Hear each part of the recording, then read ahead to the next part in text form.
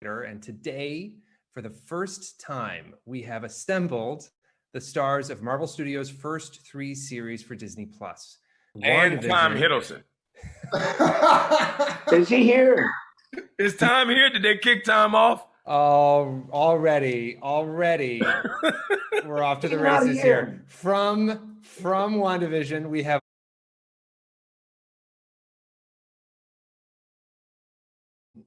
we have Anthony Mackie and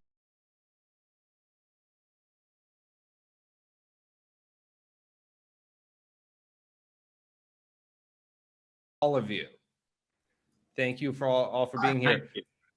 You know, as we were all kind of signing in, you guys were already off to the races talking to each other, but I kind of want to get a sense of, before we dive into your shows and the Marvel experience, other than this virtual discussion today, how often have the 5 of you like been in the same room together to interact with each other?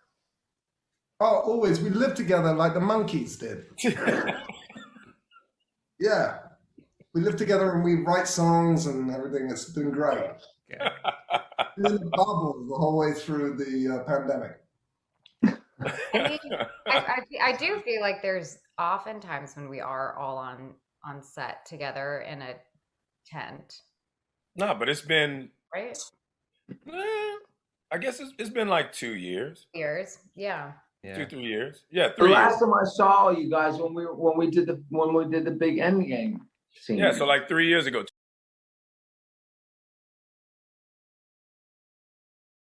Right. No. I saw Tom do a that's great okay. play That's on fine. Broadway though. Yes. Before the pandemic.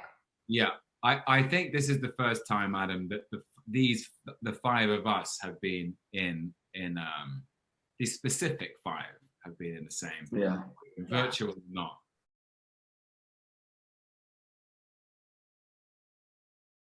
In different directions, but this is an exclusive, I think, of this. Whether or not you choose to believe Paul and his monkeys. I preferred that version. We were like, I had in my head we were making banana.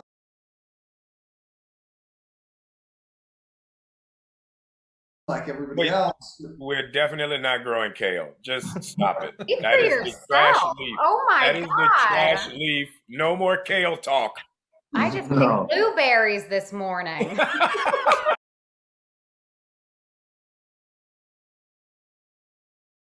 So, of course you did.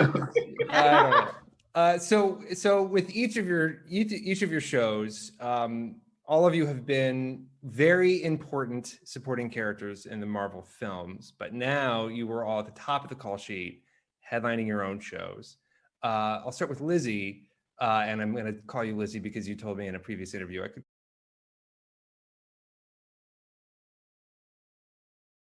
Like for you to go from being, you know,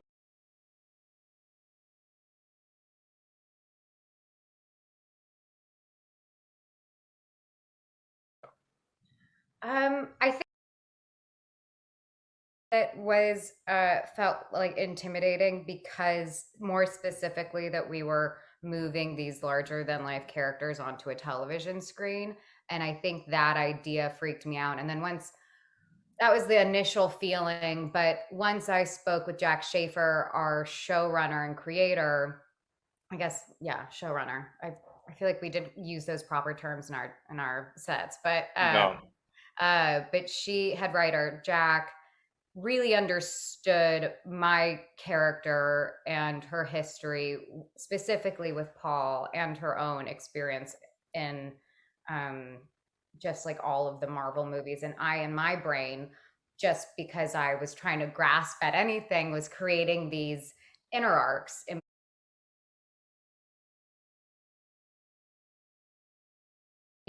She pulled all those thoughts out of my brain and put them on the screen or on the page. And so it was a nice opportunity. Paul and I were actually very excited to lead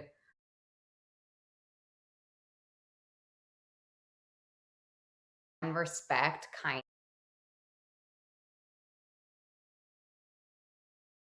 of. Huh? Punctuality. Punctuality. We were a very, very punctual set. No one was ever late. That is true. But that is, I mean, that's what you get when you get a,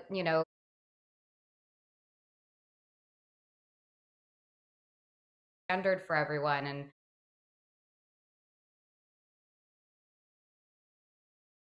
collaboration, and it was chaos because you're going from a movie that's like a page and a half.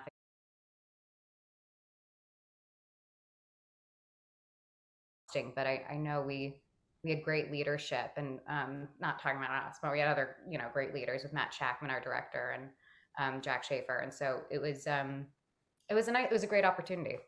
And you got to work with Kat Dennings. Oh yes, Mackie, I did. Yeah. Anthony, though,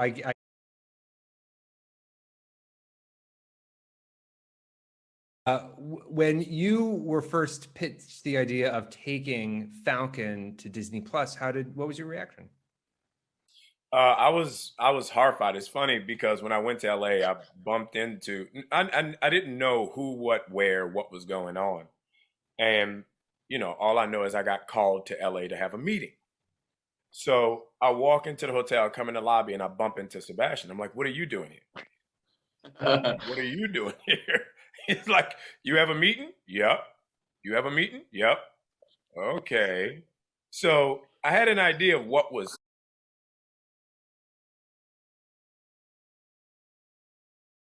I would say I was very afraid and very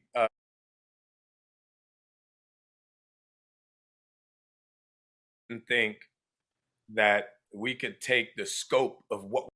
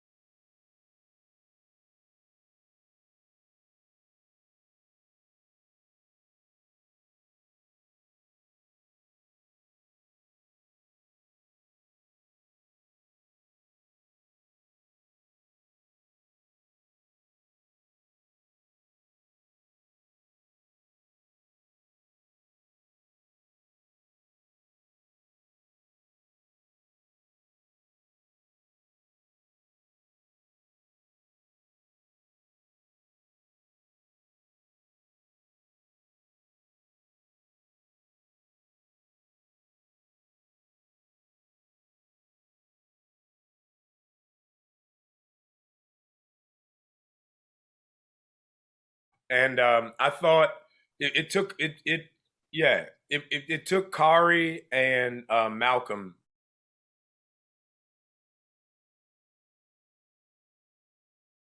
I was like, oh well, Kevin Feige promised me that he wasn't going to dumb down the culture that of the Marvel franchise that they've created, because if it's just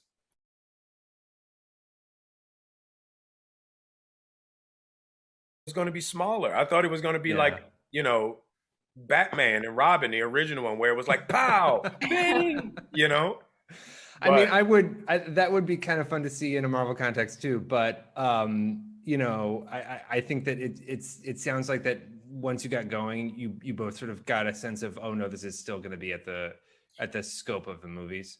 Right. Yeah. And it was all the same people, and everybody can attest to this. When you do these, when you become a part of the Marvel franchise, it's almost like, summer camp. So when you show up to set, it's everybody and you never miss a beat.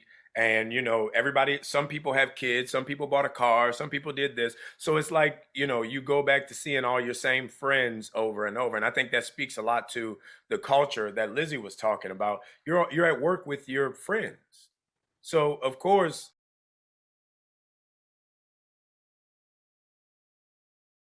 parking lot and tore.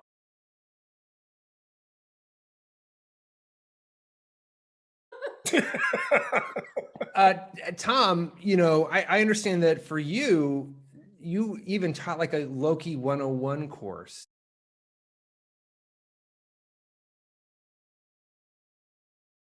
Let us say, Sebastian and I were on the lot, and we were not invited. There was a whisper about it. Everybody was talking about it. Tom Hiddleston gave a 6-hour symposium about Why were we Loki, not invited? and we were not invited. We were all on the lot. Yeah, yes, we were all on the lot. 3 of us were on the lot. Sebastian and I, they made us work. They scheduled one of our biggest scenes so we could not sneak out and crash the Tom Hiddleston symposium. Did you have a laser pointer or like a telescopic thing that you could point at? He gave a 6-hour symposium about Loki. Go. Yes, Tom, we're listening. There was a whiteboard.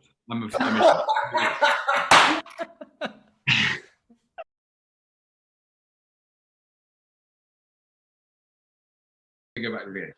So there was a kind of like, see, our show hasn't aired yet, so I have to be careful with what I say now. But so initially, when Kevin Feige and Louis D'Esposito called me about this, they were very excited.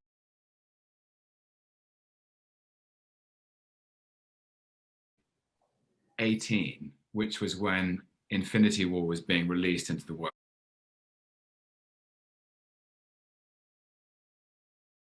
To create this streaming platform, and they have, we're very excited to present ideas to them, and Loki is one of them, in amongst WandaVision, Falcon Winter Soldier. I was like,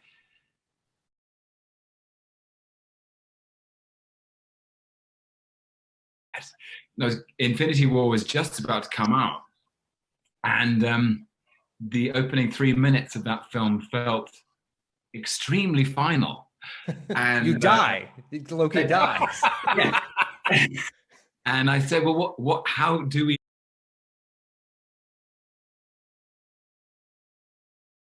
Generous, but also sort of conclusive about the way that scene was written.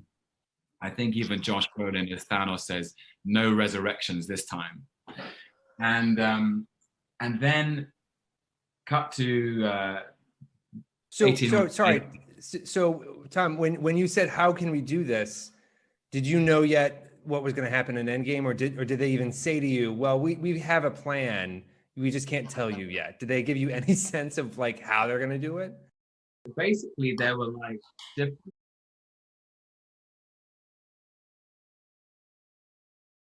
Had lots of different questions about different things from different films. Different movies, and the 6 movies I made in the MCU, they were like, why does this costume change to this, and what happened here, and what was the thinking behind, why did this thing end up like that, and why do you use your knives like this in one film and your knives like this in another one?